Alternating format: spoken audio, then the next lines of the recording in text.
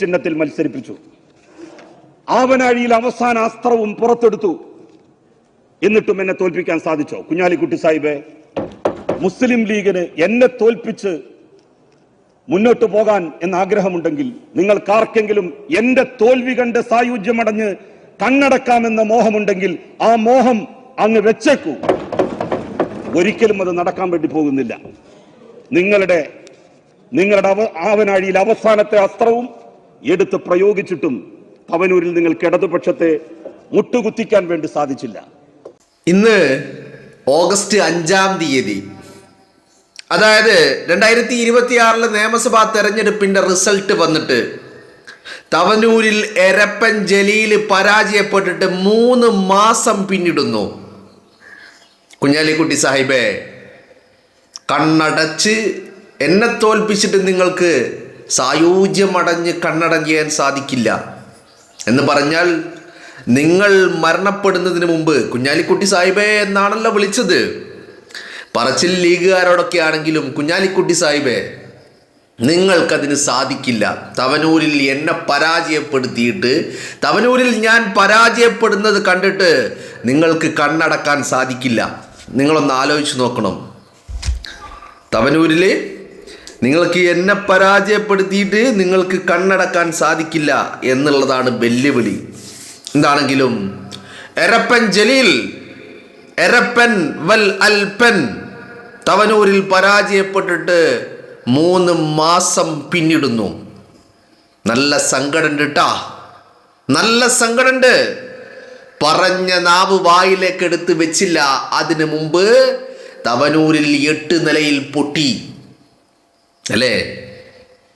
പറഞ്ഞ നാവ് എടുത്ത് വായിലേക്ക് വെച്ചില്ല. അതിനു മുമ്പ് തവനൂരിൽ 8 നിലയിൽ പൊട്ടി എന്ന് പറഞ്ഞാൽ തവനൂരിന്റെ മണ്ണില് എന്തിന് കാവും പുറത്ത് ചായപ്പീടികയിൽ പോയിരിക്കാൻ പോലും അവസരമില്ലാത്ത പോലെ, അതിന് പോലും സാധിക്കാത്ത രീതിയിൽ. ഇത് മാത്രമല്ല, ഇത് ഇടിവെട്ടിയവനെ പാമ്പ് കടിച്ചു എന്ന് പറഞ്ഞില്ലേ, അതുപോലെ ഇപ്പോഴത്തെ അവസ്ഥ. തവനൂരില് 8 നിലയിൽ പൊട്ടി. പിണറായി വിജയനെ ജനം ആട്ടിയിറക്കി.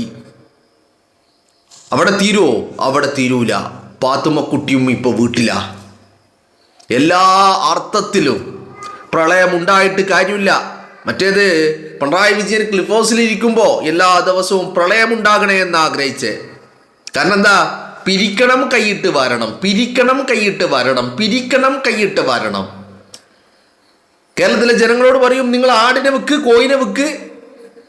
മുഖ്യമന്ത്രിയുടെ CMDRFിലേക്ക്, മുഖ്യമന്ത്രിയുടെ ദുരിതാശ്വാസ നിധി മറ്റൊടുക്കും കൊടുക്കരുത്, എല്ലാം മുഖ്യമന്ത്രിയുടെ അണ്ണാക്കിലേക്ക് കൊടുക്കണം.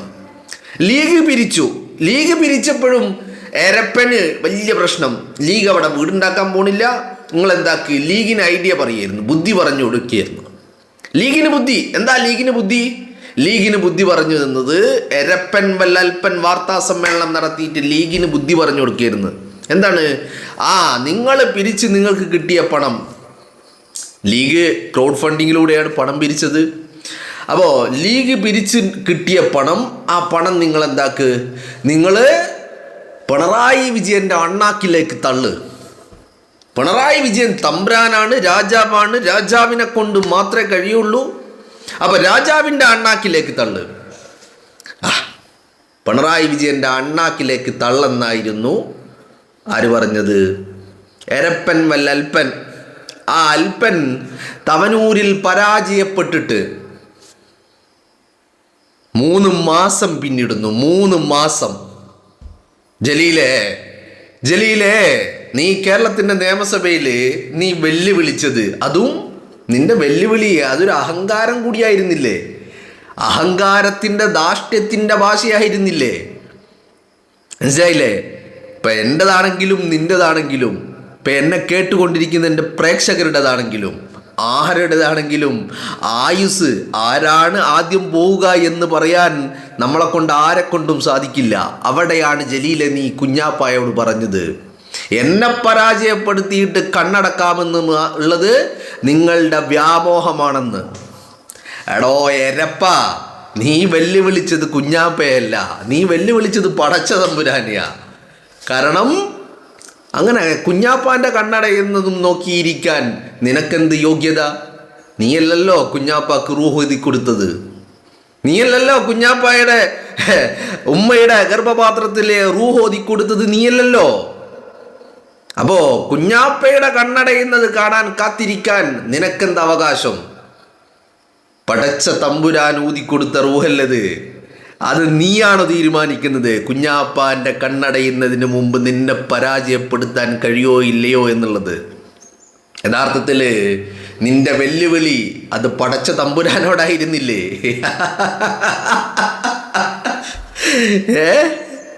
90 ദിവസം അല്ല, ഇന്ന് 5-ാം തീയതി. ഇനി വരുന്ന 5 വർഷക്കാലം എല്ലാ മാസവും എണ്ണി എണ്ണി എണ്ണി ഓരോ മാസം പിന്നിടുമ്പോൾ നമ്മൾ ബർത്ത്ഡേ ഒക്കെ ആഘോഷിക്കുമല്ലേ അല്ലേ? ജന്മദിനം ആഘോഷിക്കാറില്ലേ? കുട്ടികളതൊക്കെ ആയിട്ട് എല്ലാവരും ജന്മദിനമൊക്കെ ആഘോഷിക്കാറില്ലേ?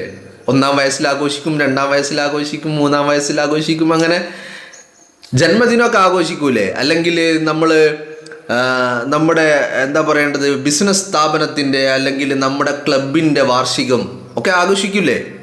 അതുപോലെ ജലീലെ ഇത് വാർഷികമല്ല ആഘോഷിക്കാൻ പോകുന്നത്. എല്ലാ മാസവും ഓരോ മാസം പിന്നിടുമ്പോഴും എരപ്പ നിന്റെ തോൽവി അത് നിന്നെ ഇങ്ങനെ ഓർമ്മിപ്പിച്ചു കൊണ്ടേയിരിക്കും. നീ എത്രയൊക്കെ മറക്കാൻ ശ്രമിച്ചാലും, കാരണം നിനക്കത് മറക്കാൻ കഴിയില്ല. കാരണം നിന്റെ വാക്കും പ്രവൃത്തിയും ഇപ്പം മനസ്സിലാവുന്നുണ്ട്. നീ അത്രമാത്രം അസ്വസ്ഥനാണ്, അത്രമാത്രം വെപ്രാളം നിന്നെ വേട്ടയാടുന്നുണ്ട്. തവനൂരിലെ പരാജയം നിനക്കറിയാം. തവനൂരിൽ പരാജയപ്പെട്ടതിന് ഒരൊറ്റ കാരണമേ ഉള്ളൂ.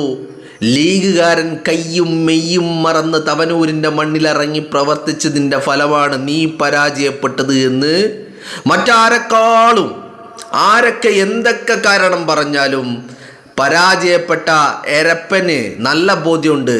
പരാജയപ്പെടാൻ ഒരൊറ്റ കാരണമേ ഉള്ളൂ, അത് മുസ്ലിം ലീഗാണ് എന്നുള്ളത്. നീ വെല്ലുവിളിച്ചത് കുഞ്ഞാപ്പയാ, നീ വെല്ലുവിളിച്ചത് മുസ്ലിം ലീഗിനെയാ. അതിനേക്കാളൊക്കെ ഉപരി നീ കാണാൻ കൊതിച്ചത് കുഞ്ഞാപ്പാൻ്റെ കണ്ണടയുന്നതാ അല്ലേ? അതായിരുന്നില്ലേ നിന്റെ ആഗ്രഹം? നീ എന്താ പറഞ്ഞത്? എൻ്റെ തോൽവി കണ്ട് സായുജ്യമടഞ്ഞ് കണ്ണടക്കാൻ നിങ്ങൾക്ക് സാധിക്കില്ല, അതങ്ങ് വെച്ചേക്ക്.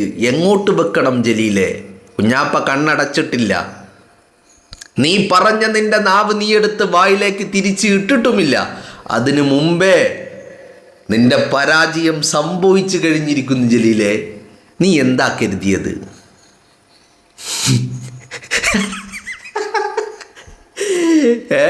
അതുകൊണ്ടാണല്ലോ ഇപ്പൊ ഈ തോൽവി ഇവനെ എത്രമാത്രം വെപ്രാളപ്പെടുത്തുന്നുണ്ട്, എത്രമാത്രം അസ്വസ്ഥത ഉണ്ടാക്കുന്നുണ്ട് എന്നതിൻ്റെ ഏറ്റവും വലിയ തോൽവിയാ അല്ല ഉദാഹരണമാണ്. നിങ്ങളൊന്ന് ആലോചിച്ച് നോക്കൂ. ഈ തെരഞ്ഞെടുപ്പ് റിസൾട്ട് വന്നതിന് ശേഷം, അതായത് താൻ MLA അല്ല, തവനൂരിൻ്റെ MLA VS ജോയിയാണ് എന്നുള്ള ഔദ്യോഗിക പ്രഖ്യാപനം വരുന്നതിന് മുമ്പ് നിങ്ങളൊന്ന് ആലോചിച്ച് നോക്ക്. മെയ് 4-ാം തീയതി ജലീലിൻ്റെ സോഷ്യൽ മീഡിയ അക്കൗണ്ടിലൊന്ന് കയറി നോക്കൂ നിങ്ങൾ. മെയ് 4-ാം തീയതി 11:30 മണിയാകുമ്പോൾ ജലീൽ ഒരു കുറിപ്പിട്ടു. 11:30 മണിക്ക് വോട്ടെണ്ണി കഴിഞ്ഞോ? എത്ര റൗണ്ട് എണ്ണിക്കഴിഞ്ഞു? 6 റൗണ്ട് എണ്ണിക്കഴിഞ്ഞു. 6 റൗണ്ട് എണ്ണിക്കഴിഞ്ഞപ്പോൾ എരപ്പൻ കുറിച്ചു, ഞാൻ പരാജയം സമ്മതിക്കുന്നു. ജലീലെ, ഞാനൊരു കാര്യം നിന്നോട് ചോദിക്കുന്നു. ജലീലെ, നിയമസഭയിലെ കുഞ്ഞാലിക്കുട്ടി സാഹിബേ, നിങ്ങൾക്ക് എൻ്റെ പരാജയം കണ്ടിട്ട് കണ്ണടക്കാം എന്ന് നിങ്ങൾ കരുതുന്നുണ്ടെങ്കിൽ അതങ്ങ് വാങ്ങി വെച്ചേക്ക്. നിങ്ങൾക്ക് സാധിക്കില്ല എന്ന് നീ പറഞ്ഞിട്ട് എത്ര ദിവസം പിന്നിട്ടു? മെയ് 4 ആകുമ്പോഴേക്കും എത്ര ദിവസം പിന്നിട്ടു? നീ ഒന്ന് ആലോചിച്ച് നോക്കിയിട്ടുണ്ടോ? എത്ര ദിവസം പിന്നിട്ടു? അതിനു മുമ്പ് എന്ന് പറഞ്ഞാൽ നീ വെല്ലുവിളിച്ച് നിന്റെ അഹങ്കാരവും നിന്റെ ധാർഷ്ട്യവും നിന്റെ ഹുങ്കും, ഈ ഹുങ്ക് കൃത്യമായിട്ട് പറഞ്ഞു കഴിഞ്ഞാൽ നീ അത് സംസാരിച്ച് വെച്ചതിൻ്റെ തൊട്ട് പിന്നാലെ നിന്റെ പരാജയം ഉറപ്പിച്ചു കഴിഞ്ഞു എന്നുള്ളതാണ്. ഇപ്പോൾ ജലീലിൻ്റെ പ്രശ്നം എന്താ? ഇപ്പം ജലീലിൻ്റെ പ്രശ്നം പാണക്കാട്ടെ തങ്ങളാണ്. കാരണം എന്താ?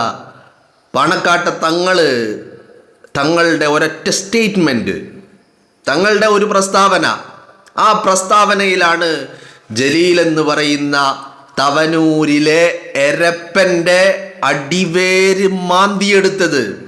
VS ജോയിയെ ഇങ്ങനെ ചേർത്ത് നിർത്തിയിട്ട് പാണക്കാട്ട് സാദിഖലി തങ്ങൾ പറഞ്ഞു ലീഗിൻ്റെ 28ാമത്തെ സ്ഥാനാർത്ഥി എന്ന്.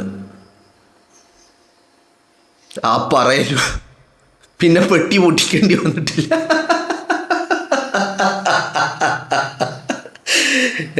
പിന്നെ പെട്ടി പൊട്ടിക്കേണ്ടി വന്നിട്ടില്ല. പെട്ടി പൊട്ടിക്കുന്നതിന് മുമ്പേ തവനൂരിൽ തോൽവിയാണ് എന്നുള്ളത് നല്ല ബോധ്യമായിരുന്നു. പിന്നെ വേറൊരു കാര്യം കൂടി ഉണ്ട് കേട്ടോ. നിയമസഭയിൽ വലിയ വെല്ലുവിളിച്ചാലും അത് നിലനിൽപ്പിന് വേണ്ടിയുള്ള വെല്ലുവിളിയായിരുന്നു. കാലിൻ്റെ അടിയിലെ മണ്ണിങ്ങനെ ഒലിച്ചു പോകുമ്പോഴും വെല്ലുവിളികളും അവകാശവാദങ്ങൾക്കും വീരവാദങ്ങൾക്കും ഒരു കുറവുണ്ടായില്ല. കാലിൻ്റെ അടിയിലെ മണ്ണ് ഒലിച്ചു പോവുകയാണെന്ന് അറിയാഞ്ഞിട്ടുമല്ല, അതറിഞ്ഞുകൊണ്ട് തന്നെ. ജലീല് നല്ല ബുദ്ധിയുള്ള കൂട്ടത്തില്ല. ജലീൽ അങ്ങനെ ഒരു എന്താ പറയേണ്ടത്, ഒരു അന്തംകമ്മി കൃമികീടം എന്നൊന്നും നമുക്ക് ജലീലിനെ വിശേഷിപ്പിക്കാൻ പറ്റൂല. ജലീല് നല്ല ബുദ്ധിയുള്ള കൂട്ടത്തില്ല. ജലീല് എങ്ങനെയെങ്കിലും കാരണം ജലീലിനെ സംബന്ധിച്ചിടത്തോളം തവനൂരിൽ തോൽക്കുക അല്ലെങ്കിൽ ഒരു തെരഞ്ഞെടുപ്പിൽ പരാജയപ്പെടുക എന്ന് പറയുന്നത് ജലീലിനെ സംബന്ധിച്ചിടത്തോളം അതൊരു മരണം സംഭവിക്കുന്നതിനേക്കാൾ വലിയ അപകടം പിടിച്ച കാര്യമായിരുന്നു. കാരണം ജലീലിനറിയാം തോറ്റാ തീർന്ന് തൻ്റെ എല്ലാം തീരുമെന്നുള്ളത് അറിയാം. അതുകൊണ്ട് തന്നെയാണ് വെല്ലുവിളികൾ നടത്തി എങ്ങനെയെങ്കിലും പിടിച്ചു നിൽക്കണം, എങ്ങനെയെങ്കിലും എന്ത് തൊണ്ടിത്തരം കാണിച്ചിട്ടും വേണ്ടിയില്ല ജയിക്കണമെന്നുള്ളതായിരുന്നു. നമ്മളൊന്ന് ആലോചിച്ച് നോക്കണം. തവനൂരിൽ ഇപ്രാവശ്യം VS ജോയി മത്സരത്തിന് ഇറങ്ങിയപ്പോൾ ജലീല് കാണിക്കാത്ത തെണ്ടിത്തരൊന്നുമില്ല. എല്ലാ രാഷ്ട്രീയ മര്യാദകളുടെ അതിർവരമ്പുകളും ലംഘിച്ചുകൊണ്ട് എല്ലാ ചെറ്റത്തരങ്ങളും ഇറക്കാൻ പറ്റുന്ന എല്ലാ നാറിയ ഏർപ്പാടുകളും തവനൂരിൽ ജലീൽ ഇറക്കിയതാ. എന്നിട്ടും ലീഗിൻ്റെ മക്കള്, ഞാൻ പറഞ്ഞില്ലേ, ലീഗുകാരൻ ഈ തെരഞ്ഞെടുപ്പിൽ തവനൂരിൽ പണിയെടുത്ത അത്ര പണി ലീഗുകാരൻ ഒരു മണ്ഡലത്തിലും എടുത്തിട്ടില്ല. ബാക്കിയുള്ളടത്തൊക്കെ വെറുതെ കയ്യും കെട്ടി നിന്നല്ല ഞാൻ പറയുന്നത്. കയ്യും കെട്ടി നിന്നെടുത്ത സ്ഥലമൊക്കെ ഉണ്ടായിരുന്നു, അത് വേറെ കാര്യം. പക്ഷേ തവനൂരിൽ അതൊരു വാശി കൂടിയായിരുന്നു. ചില കണക്കുകളൊക്കെ തീർക്കാനുള്ളതായിരുന്നു എന്നുള്ള മട്ടിൽ തന്നെയാണ് തവനൂരിൽ ഇപ്രാവശ്യം ലീഗുകാരൻ പണിയെടുത്തത്. അത് ജലീലിന് നല്ല ബോധ്യമുണ്ട്. അതാണല്ലോ എന്ത് പറഞ്ഞാലും പാണക്കാട്ടെ തങ്ങളെ നെഞ്ചത്തേക്കാ. പാണക്കാട്ടെ തങ്ങളെ നെഞ്ചത്തേക്ക് എന്ന് മാത്രമല്ല, പാണക്കാട്ടെ തങ്ങളെയും പാണക്കാട്ടെ കുടുംബത്തെയും മാക്സിമം അധിക്ഷേപിക്കുക, വിമർശിക്കുക എന്നല്ല, അധിക്ഷേപിക്കുക എന്നുള്ളതാണ് ഇപ്പോൾ ഇവൻ്റെ ഒരു ഹോബി എന്ന് പറയുന്നത്. കാരണം എന്താ? കാരണം അമ്മാതിരി പരാജയമാണ് എവിടെ ഏറ്റുവാങ്ങേണ്ടി വന്നത്? തവനൂരിൽ ഏറ്റുവാങ്ങേണ്ടി വന്നത്. ആ പരാജയത്തിൻ്റെ ആഘാതം, അത് ഏൽപ്പിച്ച ആ മുറിവ് ഉണങ്ങിയിട്ടില്ല. ഇനി ആ മുറിവ് ഉണങ്ങൂല ജലീലെ. കാരണം ആ മുറിവിൽ ഇടക്കിടക്ക് മുളക് തേച്ച് കൊണ്ടേയിരിക്കും ഞങ്ങൾ. ആ മുറിവ് ഉണങ്ങാൻ സമ്മതിക്കില്ല. ആ മുറിവ് അങ്ങനെ എരിഞ്ഞ് നീറി വേദനിച്ച് അതിൽ അസ്വസ്ഥതപ്പെട്ട് ഇങ്ങനെ ജീവിക്കണം നീ. ആ മുറിവ് ഉണക്കാൻ സമ്മതിക്കില്ല. ആ മുറിവിൻ്റെ മുകളിൽ ഇടക്കിടക്ക് നല്ല കാന്താരി മുളക് അരച്ച് തേച്ചിട്ട് ആ മുറിവിന് ഇങ്ങനെ അതിലൊരു ആനന്ദം. മനസ്സിലായില്ലേ? ആ തോൽവി നിന്നെ വിടാതെ പിന്തുടരണം. ആ തോൽവി നിന്നെ വല്ലാതെ അസ്വസ്ഥമാക്കിക്കൊണ്ടേയിരിക്കണം. അതിനു വേണ്ടിയുള്ള പണി ഒരു ഭാഗത്ത് ഞങ്ങൾ എടുത്തുകൊണ്ടിരിക്കും, ലീഗുകാരെടുത്തുകൊണ്ടേയിരിക്കും എന്നുള്ളതാണ്. മനസ്സിലായില്ലേ? അപ്പോൾ 3 മാസമായി. 3 മാസം അല്ലേ? മെയ് 4 റിസൾട്ട് വന്നു, ജൂൺ 4, ജൂലൈ 4, ഓഗസ്റ്റ് 4 കഴിഞ്ഞ് ഇന്ന് ഓഗസ്റ്റ് 5 3 മാസം പിന്നിട്ടു. ആ 3 മാസം ഇപ്പോൾ 100 ദിവസത്തിലേക്ക് കടക്കുകയാണ്. ജലീലിൻ്റെ പരാജയം 100 ദിവസത്തിലേക്ക് കടക്കുകയാണ്. 100 ദിവസമാകുമ്പോൾ നമുക്ക് ഒന്നുകൂടി ഓർമ്മിപ്പിക്കാം. ഇനി അടുത്ത 4 മാസം കഴിഞ്ഞ് 5-ാം മാസത്തിലേക്ക് കടക്കുമ്പോൾ നമുക്ക് വീണ്ടും ഓർമ്മിപ്പിക്കാം. ഓർമ്മിപ്പിച്ച്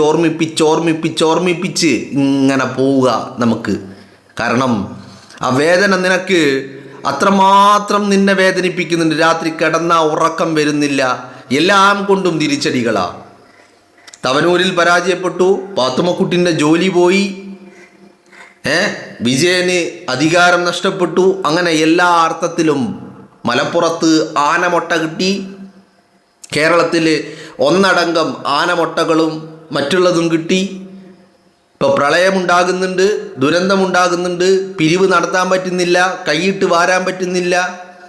പോരാത്തതിന് കഴിഞ്ഞ കാലങ്ങളിൽ കൈയിട്ട് വാരിയതൊക്കെ ഓരോന്നായിട്ട് പുറത്തേക്ക് വരികയും ചെയ്യുന്നുണ്ട്. നിലനിൽപ്പിന് വേണ്ടിയിട്ട് അവസാനം ഗത്യന്തരമില്ലാതെ, മനസ്സറിഞ്ഞിട്ടല്ല, ആഗ്രഹമുണ്ടായിട്ടല്ല, വേറെ വഴിയില്ലാതെ ഗതികെട്ട് അവസാനം പാത്തുമ്മക്കുട്ടിനെയും കൂട്ടിപ്പോയിട്ട് മെമ്പർഷിപ്പ് എടുക്കേണ്ട ഗതികേടുമുണ്ടായി എരപ്പൻ ജലീലിന്. കുഞ്ഞാലിക്കുട്ടി സാഹിബേ, അതങ്ങ് വാങ്ങി വെച്ചേക്ക് എന്ന് പറഞ്ഞെടുത്ത് നിന്ന്, എടോ എരപ്പ, നീ പരാജയപ്പെട്ടിട്ട് 3 മാസം പിന്നിടുന്നു എന്നുള്ളതാണ് യാഥാർത്ഥ്യം എന്ന് പറയുന്നത്.